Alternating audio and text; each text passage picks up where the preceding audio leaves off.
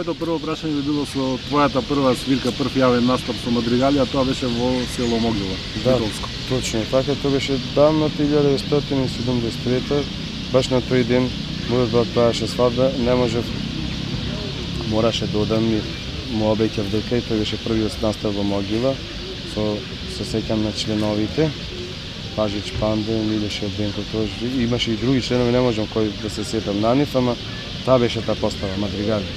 Ти кажеш беше многу млад, беше 7 оделение во основно училиште Колеканинско. Да, точно така. Па како ти е прифати еден помлад? Претпоставам дека тие беа средношколци или тинејџери.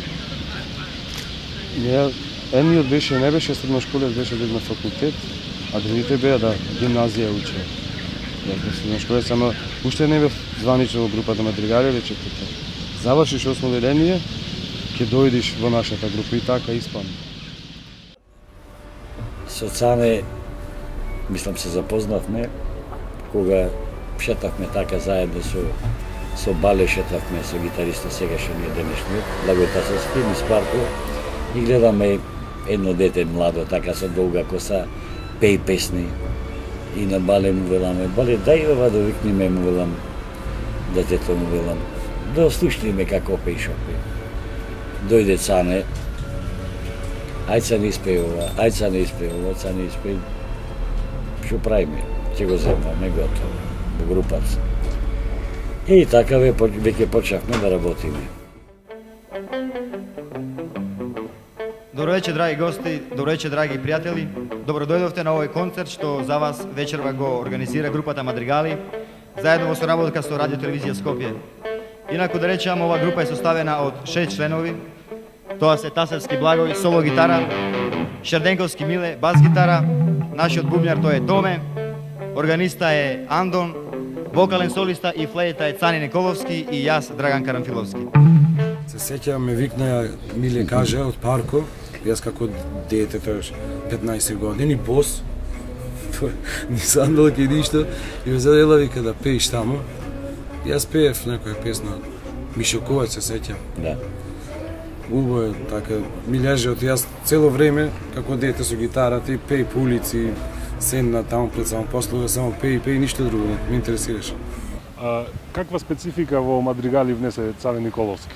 Па негде 1974 година Цане Николовски беше човекот кој имаше мојк, без оглед на техниката со која што располагаше, да прави вистински чуда, бидејќи ги следеше сите можни југословенски настани тоа време, од Скопскиот фестивал, па се до Опатија, до Белградска пролет, до Загребскиот фестивал, до сите други фестивали, Сараево и така натаму. Вечерта се одржуваше фестивал или финалната вечер, веќе наредниот ден, Мадригали во програмата ја има најдобрата композиција наградената, а и неколку други.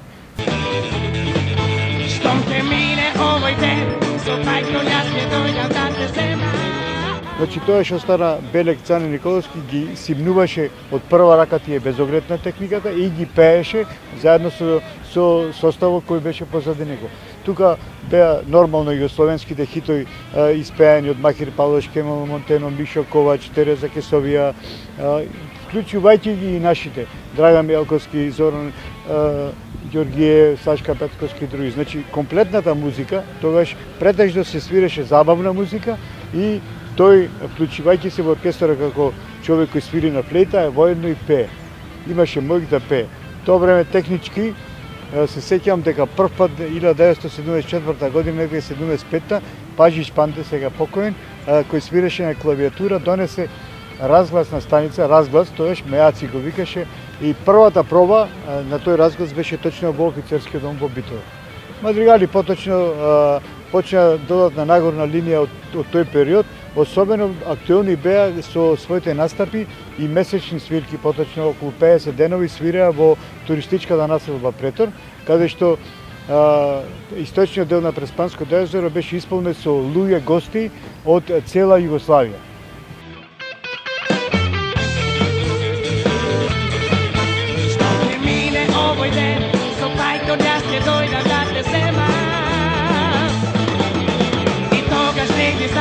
Da me planije sami, sami gde otiме, na jedan meden mesec.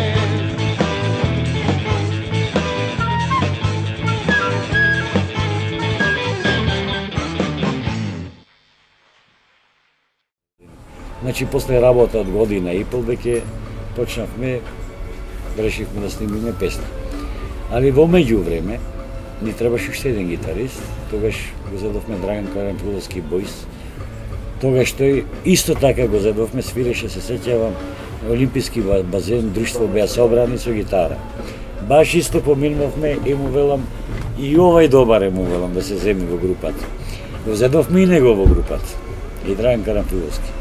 А Драган Карамфиловски почна веќе и да компонира и своји композиции, така што првата композиција и скоро сите наредни композиции што ги имавме во групата беа од Драган Карамфиловски Бојс. Дали радио битово беше тоа еден битен медиум, да речеме, на локално ниво за да се испромовираат млади групи, локални групи воопшто? Да, доста се радио битово не вртеше поред нивната станица. Не само радио битово, сите македонски радио. Сите. И најповеќе македонското радио. Се сеќавам навечер нон-стоп се пушташе македонски рок. Македонски рок беше и хит на неделата. Собрани ние На месец. на викенди само ја слушам. Сега ќе 10 и 10 ќе ја пуштат македонски рок. Не Исто слушам. на вече од радиото една емисија имаше Белград. На таа емисија, која композиција беше таму? Македонија. Македонија беше една композиција. Со не учествувам. Беше хит на исто Слотица. на вече од радио Белград. Значи ја пуштаја цел месец секоја вечер. Тога се создадоа оние хитови кои мадригали ги прославија широм Југославија, Панка, Ленка и Донка, македонски блуз и така натаму. Тоа беа хитови кои групата Мадригали ги пееше на јавни настапи и предизвикуваше голем интерес. А тука специфично беше тогаш гласот на Цане Николовски кој беше препознатлив и имаше преголема кондиција за настап. Тој можеше да издржи 5 до 6 сати на некоја другарска вечер да пее цело време, без никаква импровизација, без некои поголеми паузи. Lenka, Fanka i Donka naibavimo mi, rockero zaigra, ideja mi dadova, ocena smerikova, zaibaš do toa, složno da zapeve, ko si da bebe. Првата свирка со групата Мадригали Цане не беше. Јас свирев на радио обично едно, покриено со чаршаф од озгора во гимназија Јосип Брз Тито. Бумњарот имаше само еден добуш, едно чинелче имаше и онај длабок, ние го викаме бастапан, со јагнешка кожа обтегнат. Народ, значи, невидено народ имаше. Тогаш баш Битълсите излегваа, во тоа време Rolling Stones излегваа. Па, нашите песни ги свиревме Deep Purple, Led Zeppelin свиревме, така, тој стил нешто. Стиви Вондер, нешто одевме поп-рок, фактички групата беше така нешто, тој стил го негува. Наредното прашање би ми било во однос на успехот кој го постигна на гитаријадата во Заечар во далечната 76-та година, мислам, кога освојуваат прва награда од публика, прва награда од жири и прва награда на радио телевизија Белград, тогашната. Па во најопшта оценка на што се должи тој навистина добар резултат? Па јас кажам дека групата Мадригали беше комплетна, а со вклучувањето во групата на Драган Карамфиловски Бојс како трета гитара и како еден состав, на пример, во тоа време што зазеде значителна сцена, на пример, во Македонија, тие на еден настап на југословенско ниво, сепак познавачи на бригите знаат дека гитаријата во Зајачар представуваше едно големо поле за работа на музичките работници, пејачи, групи и така натаму за нивно презентирање и истакнување. Нивното учество таму и постигнување на тие резултати им даде поттик и понатаму да работат и да свират, веќе беа познати низ цела Македонија и веќе беа барани. Конкретно во тоа време, луѓето кои беа во Скопје негде 70-тите години, средината од 1975-та, па негде до 85-та година, многу убаво се сеќава дека на другарските вечери, забави, игранки кои се случуваа во студентските домови населби, главна улога играе групата Мадригали. Се сеќавам на победата во Зајачар многу добро, како не пречека и како ги освоивме сите награди. Тоа беше доживле, нешто невидено. вистина неопишливо, да кажем. Не се надевав. Не се надевавме ние на такво нешто со нашата музика. Значи тие таква музика тоаш беше во подем. Скандерија може да се регла? А Искендерија бевме во друга постава како трн во око. И тоаш Драган Карамфиловски свиреше со песната Платија на дупла. На вистина правихме бум и насловите на сите вестници ги крстеа како Платија на дупла, не те нема. Platina dupla i baš da te nema. Platina dupla i baš da te nema. Platina dupla i baš da te nema. Platina dupla i baš da te nema. Aka ti saka da me ima. I satja od mene ljubav si. A platežno sposobna bi bila. Случај да со неја си ти. Нас ни беше целта и ево и то може ни останато ден денес. Музиката ни лежи на срцето и работевме, само работевме, не мислевме за работа друга. Ние се затворвавме во визби кои работевме по 7 сати. Не баравме излез во парите, не гледавме квалитет да доби групата, после понатака што си доаѓаш. Мислам тие награди и то настапи, па после концерти, веќе се знае на концерти дека треба да земиш нешто, ама и така. Како еден млад бенд тогаш се афирмираше. Денес знаеме како е, ја снимаш музиката, ја ставаш на YouTube, па на Facebook. То време представува една посебно усно се расправаа работите. Доста луѓе контактира на градското шеталиште во Битола, исто на Широксток и така натаму, по игранките во местните заедници, а после граница да се прескочи пред картата на Скопје во центарот на Скопје. Таму беше собиралиште на битолчени, претежно, а тука беа дел од групата Мадригали кои почна да студира таму, да работи, да живее, да твори и значи тие таму на некој начин ги информираа луѓето усно. Тоа е прва работа, а второ, ги искористеа сите можности што ги даваше македонската радиотелевизија, поточно телевизија Скопје и весниците како што беа Екран, Котелец, Нова Македонија, Вечер, македонските весници.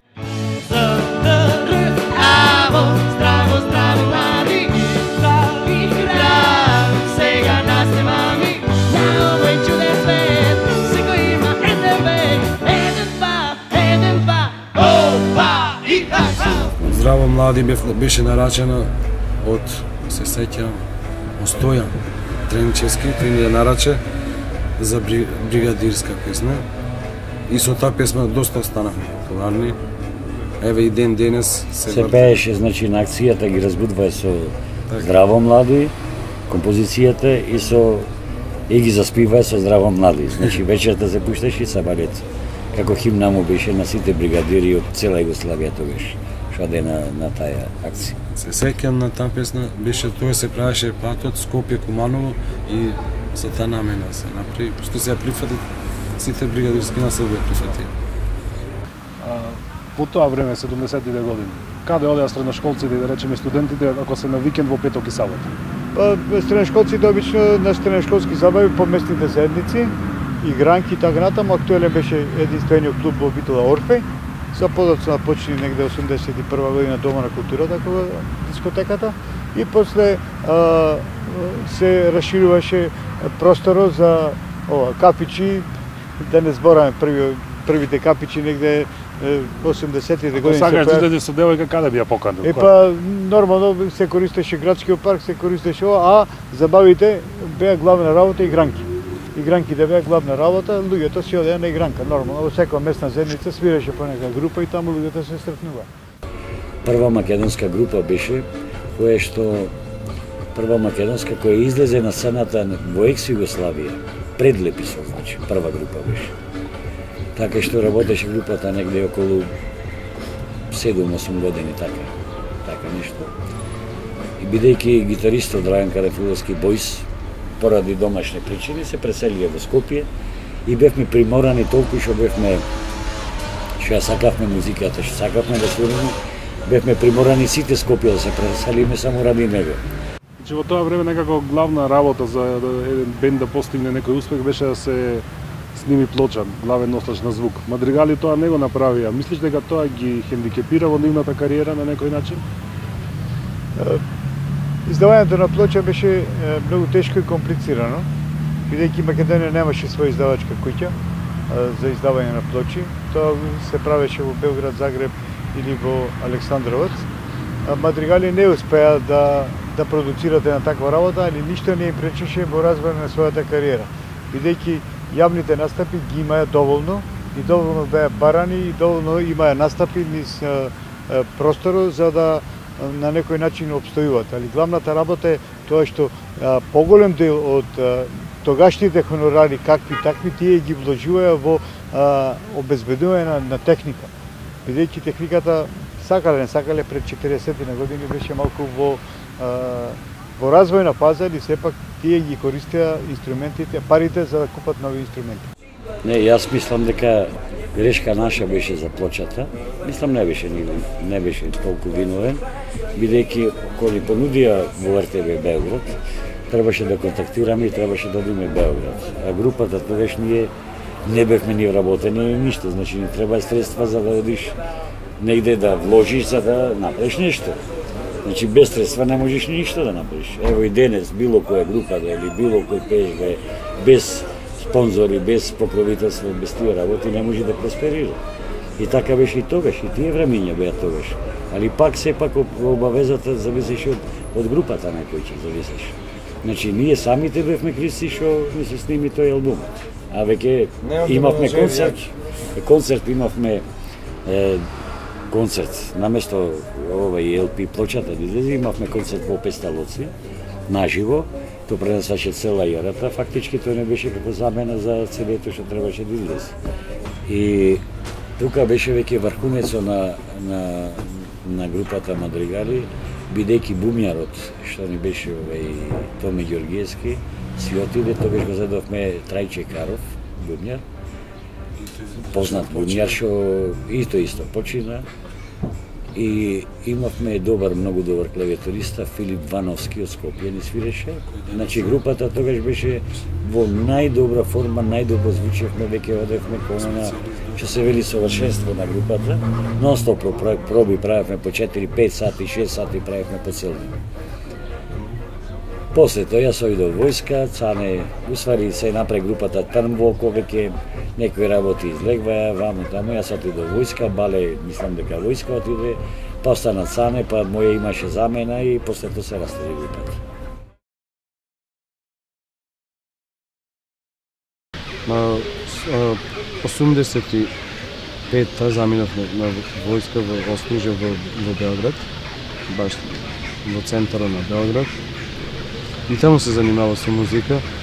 Свирев и пеев со познати музичари, како на пример ќе спомнам Лео Мартин, Изворинка Милошевиќ, тој беше популарна и со неа свиревме доста пати, пеевме по концерти, освојувавме доста награди. Се сеќам во Земун, во Крајево, освоив прва награда на песна Туѓе нечемо, своје не дамо, во тоа време се пеше. Што се случува по враќањето од војска?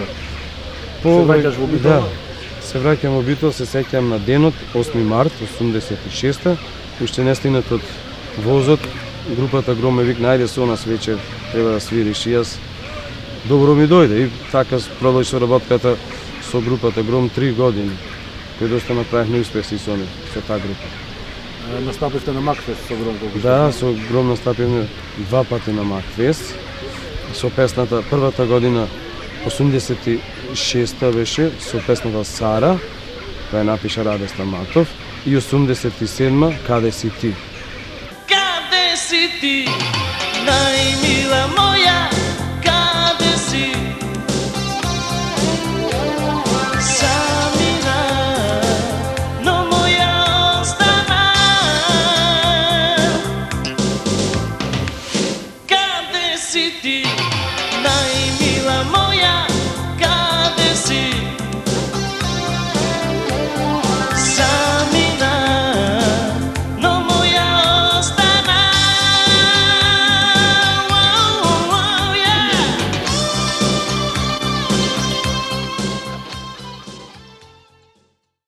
Касно дојде запишувањето во средно музичко училиште и ти тука го одбрал инструментот флаута или флейта.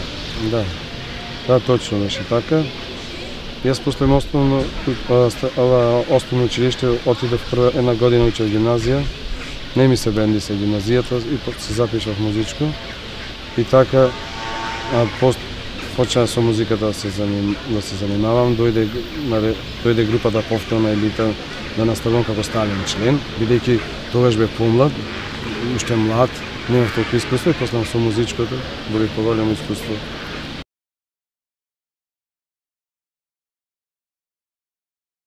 Цане, вака, како Цане го знам, со Жаклина и баш мајка ми тогаш ние свиревме со паркети, вика, гледаш Цане и тој беше ко вас рокер, сега си свртја народно шубо пари брат. Значи, и така ми има влезено, значи, во главата Цане, значи, да ме каве, и тој беше пејач во вонајата, сега си свире шубо народно, го свртја свет. Живееш ли ти во тоа време само од музика? Само од музика, и ден денес живеам само од музика. Друго не се занимавам, освен само музика. Во 89 или 90 преминуваш во Елита и во еден поинако вид на музика, тоа е народна. Да. И го пееш големиот хит Жаклин. Со првата касета написа една за мене, успеевме до негде, ама друг стил свиревме. Од 90-та година, кога дојде на пример нов армоникашко сменивме, тој беше Божидар, направивме голем хит Жаклина и успеевме веќе еве и ден денес со таа песна Жаклина. Жаклина, љубов моја, Жаклина, желба моја. Нас не ја пеам Жаклина, Цане ја пеам.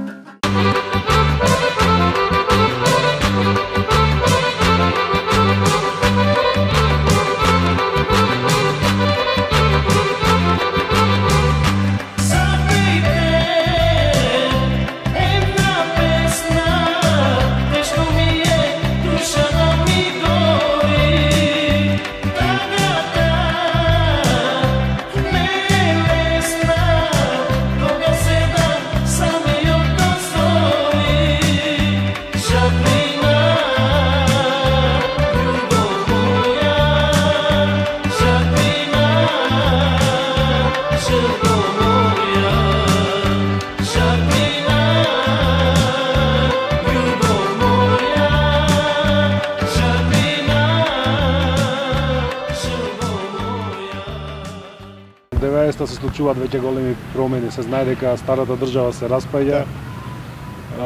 Во музиката, што се случува тогаш во музиката кога Цане преминува во Елита и го пее својот најпознат хит? Песната по која го препознаваат, да речеме, сакали или не повеќе луѓе, тоа е Жаклина.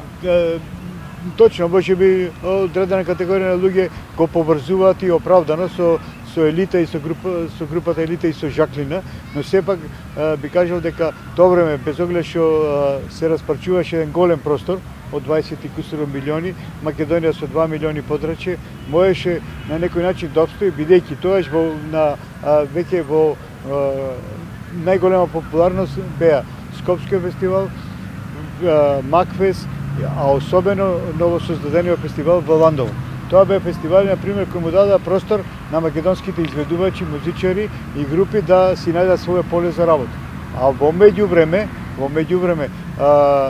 се актуализира домашните веселби, свадби и така натаму, кај што не постоеше мегдан, имаше голема конкуренција која група ќе свири на која свадба, бидејќи заработувачката, за разлика од денешната, беше далеку подобра, без оглед дали било кризно или не било кризно време. Зборам за 90-тите години, почеток на 90-тите години. Од 91-а, од 90-та година, веќе со Жаклина станавме многу популарни и почна многу турнеи по Австралија, по Америка, по Канада, европските земји. И еве и ден денес со таа песна јас сегде патувам со Жаклина. И други песни, само Жаклина, но Жаклина е главна.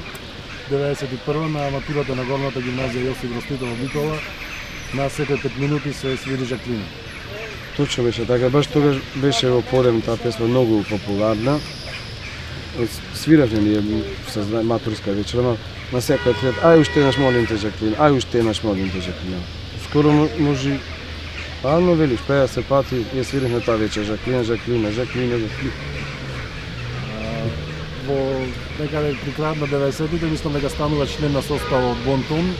И тука е еден од првите македонски спотови, Елизабета. Да, точно така беше. Ко заминав од Елита, 98 така беше, отидов во групата Бонтон и таму направивме доста добри хитови. И прва спот беше Елизабета и Бабо Бабо, да напоменам. Навистина тогаш беше добро прифатени тие споти, се беа и стила Македонија се гледаше тие споти.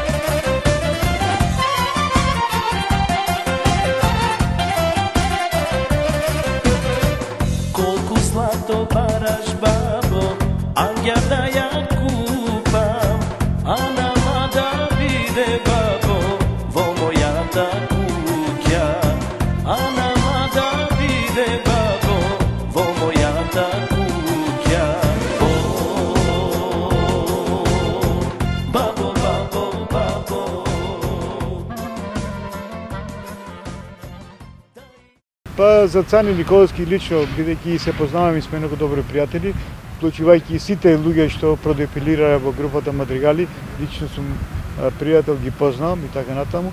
Во овој момент би кажал дека човекот кој остави белег во Битола е Цани Николовски, бидејќи беше вклучен почнувајќи од групата Мадригали, па се до групата, свиреше малку и со групата Гром, па свиреше со групата Елита, со групата Бонтон, значи со неколку групи и секој пат беше човекот кој создаваше една атмосфера со програмата што имаше.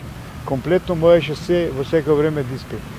Без оглед што, да речеме, многу души не им е јасно, али тој направи еден голем скок, да речеме троскок направи во музиката, од почнувањето на рок музиката што свиреше со групата Мадригали, па влезе во длабоките води на фолк роко со Жаклин.